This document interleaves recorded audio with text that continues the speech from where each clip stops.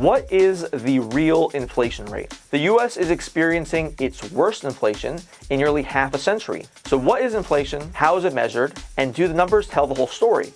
Well, inflation is too much money chasing too few stuff. It's a hidden tax that hits the most vulnerable people in society the hardest. Now, the government calculates inflation using CPI, or the Consumer Price Index. CPI looks at the change in the price of a basket of goods and services that the government thinks the average American buys. Before the 1980s, CPI was calculated using a cost of goods index, but now that's changed to a cost of living index. Under the cost of living index, if a good becomes too expensive, it just gets thrown out of the calculation.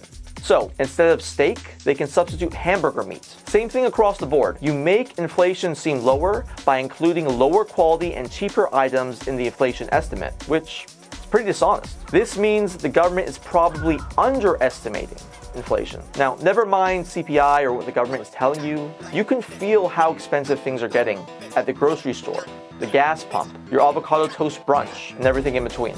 Like this video? Follow me, Ashton Cohen, at Bold TV, and check out my podcast, Ashton Cohen, the Erectile Dysfunction Podcast.